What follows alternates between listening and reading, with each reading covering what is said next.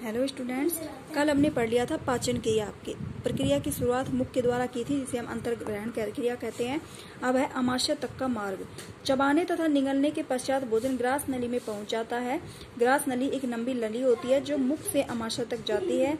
इसमें एक लयबद्ध रेखा में मांसपेशीय गति होती है। जो ये नली दी हुई है, ग्रास नली होती है, मुख से जुड़ी हुई होती है और हमारे स्टमक से जुड़ी हुई होती है। अब इसमें नेक्स्ट क्या है,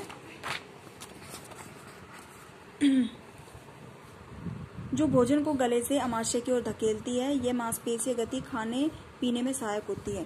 आगे आमाशय में आमाशय एक बड़ी थैली सदृश संरचना होती है जो भोजन को एकत्रित करती है तथा फिर इसको मथने का कार्य करती है, जिससे वह जठर रस होता है, अम्ल होता है एक, जिसे हम क्या कहते हैं, जठर रस से अच्छी तरह मिल जाता है। आमाशय में स्थित अधपचा भोजन जो कि जठर रस में मिला होता है उसे काइम कहते हैं। क्या कहते हैं?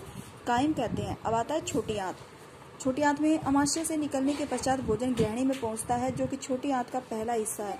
इसके बाद मध्य आंत तथा तत्पश्चात क्षुद्रांत यानी कि छोटी आंत का अंतिम भाग में जाता है। छोटी आंत में भोजन में पित्त रस मिलाया जाता है। यह पित्त रस यकृत में उत्पन्न होता है तथा पित्त की थैली में संचित होता है। छोटी आंत में भोजन में अग्नाशयी रस मिलाया जाता है। छोटी आंत से उत्पन्न एक पाचक एंजाइम है जो कि भोजन के विघटन में सहायता करता है। उसके बाद आती है बड़ी आंत। बड़ी आंत पाचक तंत्र का सबसे लंबा अंग है। छोटी आंत से गुजरने के पश्चात भोजन बड़ी आंत में पहुंचता है। भोजन में उपस्थित जल को बड़ी आंत में अवशोषित कर लिया जाता है तथा मल में बदल दिया जाता है। यह ठोस व्यर्थ पदार्थ बड़ी आंत के अंतिम भाग मलाशय में संचित रहता है तथा समय समय पर गुदा द्वारा शरीर से बाहर निकाल दिया जाता है।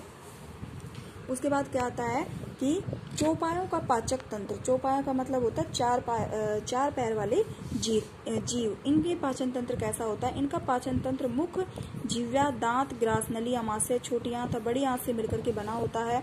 कहा जाता है कि चौपाए पशुओं में 4 आमाशय होते हैं, परंतु वास्तव में उनका न केवल एक आमाशय होता है लेकिन 4 भागों में बटा हुआ होता है। रेटिकुलम, रंच, ओमेसम्स और एबोमेसम्स। चौपाए जंतु मुख्यतः घास चबाते हैं।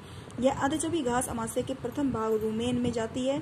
इसमें यह अधपचे रूप में होती है तथा पागुर या जुगाल कहलाती है। अधपची घास दूसरे भाग रेटिकुलम में जाती है, फिर से दोबारा से मुख में चबाने के लिए लौटा दी जाती है। प्रक्रिया जुगाली कहलाती है। क्या कहलाती है? जुगाली।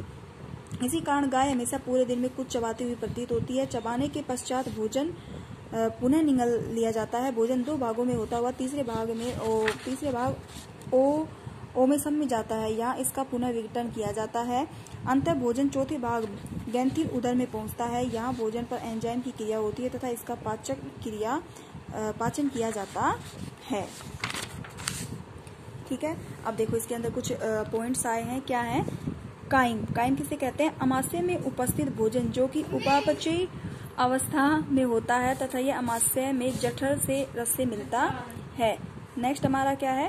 ग्रास नली। ग्रास नली क्या है? यह मुख तथा आमाशय में मध्य लंबी नली होती है। क्या होती है? मुख से लेकर के आमाशय तक की एक लंबी नली होती है। यकृत यह एक बड़ा अंग है जो आमाशय के सामने ऊपर की तरफ स्थित होता है। यह रुधिर से हानिकारक पदार्थ छानता है, पित्त जिसे हम कहते हैं, तथा कुछ रुधिर प्रोटीन का निर्माण भी करता है। अगला आता है अग्नाशय। ये आमाशय के नीचे और आंत के ऊपर स्थित एक एंजाइम उत्पन्न करने वाली ग्रंथि है। चौपाए पौधों का भक्षण करने वाले जंतु जो कि निगले हुए भोजन को मुख में वापस लाते हैं और पुनः चबाते हैं। इन्हें क्या कहते हैं? चौपाए कहते हैं। समझ में आ गया? ग्रास नली क्या होती है? एक प्रकार की नली होती है जो हमारे मुख से लेकर के और हमारे आमाशय तक लंबी लगी हुई होती है। इसे हम क्या कहते हैं? ग्रास नली कहते हैं।